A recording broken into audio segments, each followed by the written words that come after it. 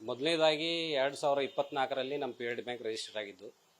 ಅದಕ್ಕಿಂತ ಪೂರ್ವದಲ್ಲಿ ಅನ್ನಿಗಿರಿ ತಾಲೂಕಿನ ಸಮಸ್ತ ರೈತರು, ನಾವು ಸುರೇಶ ಗಾಣಿಗೇರ್ ಅವರು, ಸಿದ್ದನಗೌಡರು ಹಾಗೂ ಎಲ್ಲ 22 ಹಳ್ಳಿ ಗ್ರಾಮರು ಸಾಮೂಹಿಕವಾಗಿ ನಾವೆಲ್ಲರೂ ಒಂದು ಹಿತಚಿಂತನೆ ಮಾಡಿ ಎಲ್ಲ ರೈತರಿಗೆ ಅನುಕೂಲ ಆಗಲಿ ಒಂದು ದೃಷ್ಟಿಕೋನದಿಂದ ಒಂದು ವಿಚಾರವನ್ನು ಮಾಡಿ 13 ವರ್ಷ ಆಗಿತ್ತು ಆ ತಾಲೂಕಾದ್ಮೇಲೆ ಯಾವುದೇ ರೀತಿಯ ಸಾಲ ಸೌಲಭ್ಯ ರೈತರಿಗೆ ಸಿಕ್ಕಿರ್ತಿಲ್ಲ.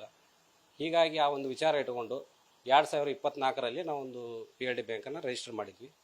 ಆಮೇಲೆ ಇದರಲ್ಲಿ ಯಾರ ಹೆಸರು ಹೇಳುವಂಥ ಅವಶ್ಯಕತೆ ನಮಗನಕರ ಇಲ್ಲ. ನಾ ಏನರ ಹೆಸರು ಹೇಳಿದ್ರೆ ಅದು ರೈತರ ಹೆಸರು ಹೇಳ್ಬೋದು. ಸಮಸ್ತ ಎಲ್ಲ ಅನ್ನಿಗಿರಿ ತಾಲೂಕಿನ ರೈತರು ಅಂತ ಹೆಸರು ಹೇಳಿ ಕೆಲಸ ಮಾಡ್ಕೊಳ್ಳೋಂಥ ನನಗೂ ಜರೂರತ್ತು ಆಮೇಲೆ ಅವಶ್ಯಕತೆ ಅಂತ ಯಾವುದು ಕಂಡು ಬಂದಿಲ್ಲ. ಆ ನಿಟ್ಟಿನಲ್ಲಿ ಇವತ್ತು ನಾವೊಂದು ಪಿ ಎಲ್ ಡಿ ಬ್ಯಾಂಕನ್ನು ಯಶಸ್ವಿಯಾಗಿ ರಿಜಿಸ್ಟರ್ ಮಾಡಿ ತದನಂತರ ಸುಮಾರು ಒಂದು ಕಸ್ಕಾಡ್ ಬ್ಯಾಂಕಲ್ಲಿ ಸುಮಾರು ಒಂದು 3-4 ಸತಿ ಅರ್ಜಿ ಕೊಟ್ವಿ. ಒಂದು ಸರ್ಕಾರಗಳ ಒಂದು ನಿರ್ದಾಕ್ಷಿಣ್ಯದಿಂದ ಆಮೇಲೆ ಸ್ಥಳೀಯ ನಾಯಕರ ಒಂದು ಒತ್ತಾಯದಿಂದ ನಮಗೆ ಯಾವುದೇ ರೀತಿ ಅನುದಾನ ಬರಲಿಲ್ಲ.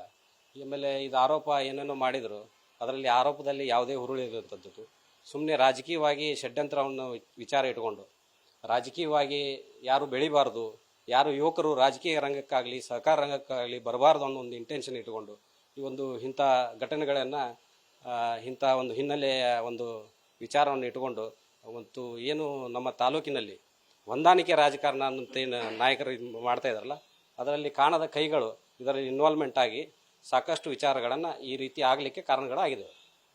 ಈಗ ಬ್ಯಾಂಕ್ ಬಂದ್ ಮಾಡಬೇಕು ಒಂದು ಜಾಯಿಂಟ್ ರಿಜಿಸ್ಟರಲ್ಲಿ ಒಂದು ಕೇಸ್ ಹಾಕಿದ್ರು ನವಲಗುಂದ ಬ್ಯಾಂಕ್ದವರು. ಆ ಕೇಸಿನ ಒಂದು ವಿಚಾರ ಅನುಗುಣವಾಗಿ ಜಾಯಿಂಟ್ ರಿಜಿಸ್ಟರ್ ಒಂದು ಏನೋ ಯಾವ ವಿಚಾರ ಇಟ್ಕೊಂಡು ಅವ್ರು ಮಾಡಿದ್ದಾರೆ ಅನ್ನೋದು ಸಮಸ್ತವಾಗಿ ನಾವು ಇನ್ನೂ ಲೀಗಲ್ ಟೀಮ್ ಜೊತೆ ಚರ್ಚೆ ಮಾಡಬೇಕಾಗಿದೆ. ಒಂದು ಆದೇಶನಕರ ಅವ್ರು ಮಾಡಿದ್ದಾರೆ. ಆ ಆದೇಶನ ನಾವು ಮುಂದೆ ಕಾನೂನಾತ್ಮಕವಾಗಿ ಅದನ್ನು ಫೈಟ್ ಮಾಡಿ ನಾವು ಅನ್ನಿಗಿರಿ ತಾಲೂಕಿಗೆ ಬ್ಯಾಂಕ್ ಮಾಡಲಿಕ್ಕೆ ಏನೇನು ಕೆಲಸಗಳನ್ನು ಮಾಡಬೇಕು ಅದನ್ನು ನಿರಂತರವಾಗಿ ಕಂಟಿನ್ಯೂ ಆಗಿ ಮಾಡ್ತೀವಿ ಅಂತ ಈ ಸಂದರ್ಭದಲ್ಲಿ ಹೇಳ್ತೀವಿ. ಎನ್ ಒ ಸಿ ನಾವು ತಗೋಬೇಕಂತಂಥದ್ದು ಇರೋದಿಲ್ಲ. ಅದನ್ನು ಏನಾರ ಪಡ್ಕೋಬೇಕು ಅಂತ ವಿಚಾರ ಇದ್ರೆ ಅದು ಡಿಸ್ಟಿಕ್ ರಿಜಿಸ್ಟರ್ ಅದನ್ನು ಕೇಳಿದ್ರು ಅವರು ಎನ್ ಒ ಸಿ ಕೊಟ್ಟಿಲ್ಲ. ಅದರ ಒಂದು 12(6) ಅಂಥೇಳಿ ಒಂದು ಸೆಕ್ಷನ್ನಲ್ಲಿ ಅದನ್ನು ನಮಗೆ ಒಂದು ರಿಜಿಸ್ಟರ್ ಮಾಡಿ ಕೊಟ್ಟಿದ್ದಾರೆ. ಅದು ಕಾನೂನ ಒಂದು ಅಡಿಯೊಳಗೆ ಅದನ್ನು ರಿಜಿಸ್ಟರ್ ಮಾಡಿ ಕೊಟ್ಟಿದ್ದೀರಿ.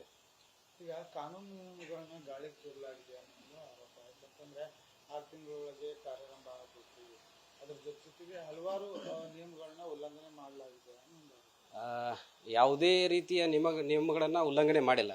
ಅದು ಯಾರೋ ಒಂದಿಷ್ಟು ಕೆಲವು ನಾಯಕರು ಯಾರು ಯುವಕರು ಬೆಳಿಬಾರ್ದು, ಯುವಕರು ರಾಜಕೀಯ ರಂಗಕ್ಕೆ ಬರಬಾರ್ದು, ಸಹಕಾರ ರಂಗದಲ್ಲಿ ಬೆಳಿಬಾರ್ದು ಅನ್ನೋ ಒಂದಿಷ್ಟು ಮಂದಿ ಅಷ್ಟೇ ಅದನ್ನು ಆರೋಪ ಮಾಡ್ತಾ ಇದ್ದಾರೆ. ಅದರಲ್ಲಿ ಯಾವುದೇ ಸತ್ಯಾಸತ್ಯತೆ ಇಲ್ಲ. ಈ ಸಂದರ್ಭದಲ್ಲಿ ಅದಕ್ಕೆ ಪೂರಕವಾದಂಥ ಎಲ್ಲ ಡಾಕ್ಯುಮೆಂಟ್ ನಮ್ಮಲ್ಲಿದ್ದಾವೆ. ಅದಕ್ಕೆ ಏನೋ ಡಾಕ್ಯುಮೆಂಟ್ ಬೇಕಂದ್ರೆ ನಾವು ಒದಗಿಸ್ಲಿಕ್ಕೆ ರೆಡಿ ಇದ್ದೇವೆ. ಈಗ ಬ್ಯಾಂಕನ್ನು ಬಂದ್ ಮಾಡೋಕ್ಕೆ ಇದೇ ರೀಸನ್ ಇದಿಲ್ಲ, ಈ ರೀಸನ್ ಅಲ್ಲ. ಅದು ರೀಸನ್ ಬಂದಿರೋದು 6 ತಿಂಗಳ ಚಾಲೂ ಇಲ್ಲ ಅಂತ ಅವ್ರು ಹೇಳ್ತಾ ಇದ್ದಾರೆ. ಆದರೆ ನಮ್ಮದು ಆಡಿಟ್ ರಿಪೋರ್ಟ್ ಇದೆ, ಆಲ್ರೆಡಿ DR ಅವರಿಗೆ ಸಬ್ಮಿಟ್ ಮಾಡಿದ್ದಿದೆ, ಅದೆಲ್ಲ ಇದೆ. ಅದನ್ನು ಮುಂದೆ ನಾವು ಚಾಲೆಂಜ್ ಮಾಡಿ ಕಾನೂನಾತ್ಮಕವಾಗಿ ಒಂದು ಹೋರಾಟವನ್ನು ಮಾಡ್ತೀವಿ. 100% ಅನ್ನಿಗಿರಿ ಈಗ ಎಲ್ಲ ತಾಲೂಕುಗಳಿಗೂ PLD ಬ್ಯಾಂಕ್ ಅನ್ನೋದು ಇದೇ ಇರುತ್ತೆ ಅನ್ನೋದೊಂದು ಮಾತು ಅನ್ನಿಗಿರಿಗೆ ಇಲ್ಲ ಅಂತ ಒಂದು ಅದು ಸಾಕಷ್ಟು ರೈತರ ಒಂದು ಕೊರಗು ಇತ್ತು. ಅದನ್ನು ನಾವು ಎಲ್ಲ ನಮ್ಮ ಹಿರಿಯರು ಎಲ್ಲ ಸಮಸ್ತ ನವಲಗುಂದ ತಾಲೂಕಿನ ಎಲ್ಲ ಹಿರಿಯರು ಸಮಕ್ಷಮವಾಗಿ ಚರ್ಚೆ ಮಾಡಿ ಇದನ್ನು ಮಾಡಿದ್ದಿತ್ತು. ಆದರೆ ಒಂದಿಷ್ಟು ರಾಜಕೀಯ ಒಂದಿಷ್ಟು ಮುಖಂಡರುಗಳ ಒಂದು ಪಿತೂರಿಯಿಂದ ಈ ಒಂದು ಇಂಥ ಕಾರ್ಯ ಆಗಿದೆ. ಅದನ್ನು ಬರುವಂಥ ದಿನಮಾನಗಳಲ್ಲಿ ಅದನ್ನು ಏನೋ ಬಂದರೂ ಅದನ್ನು ಎದುರಿಸಿ ಕಾನೂನಾತ್ಮಕವಾಗಿ ಅದನ್ನು ಒಂದು ಹೋರಾಟವನ್ನು ಮಾಡಿ ಅದನ್ನು ನಾವು ಅನ್ನಿಗಿರಿಗೆ PLD ಬ್ಯಾಂಕನ್ನು ಮಾಡೇ ತೀರ್ತೀವಿ ಅಂತ ಈ ಸಂದರ್ಭದಲ್ಲಿ ಹೇಳ್ತೀನಿ.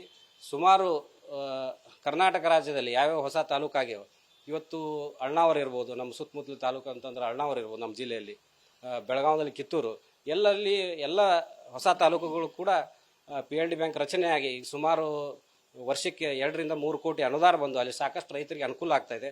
ಆ ಒಂದು ವಿಚಾರವನ್ನು ಇಟ್ಟುಕೊಂಡು ಇಲ್ಲಿ ರೈತರಿಗೆ ಅನುಕೂಲ ಮಾಡಬೇಕಂತ ಒಂದು ವಿಚಾರ ಇಟ್ಕೊಂಡು ಸಾಕಷ್ಟು ಒಂದು ಹೋರಾಟವನ್ನು ಮಾಡಿ ಇಲ್ಲಿ PLD ಬ್ಯಾಂಕ್ ಮಾಡಿದ್ವಿ. ಅದರ ಒಂದು ದುರ್ದೈವದ ಕಾರಣ ಪಾಪ ಏನೋ ಅವ್ರಿಗೆ ಏನೇನು ಅನಿಸುತ್ತೋ ಗೊತ್ತಿಲ್ಲ, ಯಾವುದ್ಯಾವ್ದು ಕಾರಣಕ್ಕೆ ಮಾಡಿದಾರೆ ಗೊತ್ತಿಲ್ಲ. ಅದನ್ನು ಬರುವಂಥ ದಿನಮಾನಗಳಲ್ಲಿ ನಾವು ಅದನ್ನು ಮೆಟ್ಟಿ ನಿಂತು ಅದನ್ನು PLD ಬ್ಯಾಂಕ್ ರಚನೆ ಮಾಡ್ತೀವಿ ಅಂತ ಈ ಸಂದರ್ಭದಲ್ಲಿ ಹೇಳ್ತೀವಿ. ನೀವು ರೈತರಿಗೆ ಅನುಕೂಲ ಆಗಲಿ ಅಂತೇಳಿ ನಾವು ಮಾಡಿದ್ವಿ. ಹೌದು. ಬಟ್ ನಿಮ್ಮ ಮೇಲೆ ಆರೋಪ ಏನಂತಂದ್ರೆ ಇಲ್ಲ ಅವರು ಹಿಂಬಾಲಕರಿಗೆ ಕೆಲವೊಬ್ಬರಿಗೆ ಅಷ್ಟು ಕೊಟ್ಟಿದ್ದು ಸಾಲ ಅಲ್ಲ ಸರ್, ಅದರಲ್ಲಿ ಹೊರತುಪಡಿಸಿ ರೈತರಿಗೆ ಏನೂ ಕೊಟ್ಟಿಲ್ಲ, ಅವರಿಂದ ಶೇರಿಂಗ್ ಪಡೆದಿದ್ದಾರೆ. ಅಲ್ಲ ನಿಮ್ಗೆ ಒಂದು ಹೇಳ್ಬೇಕಂತಂದ್ರೆ ನಮ್ಗೆ ಸರ್ಕಾರದಿಂದ ಯಾವುದೇ ಅನುದಾನ ಬಂದಿಲ್ಲ.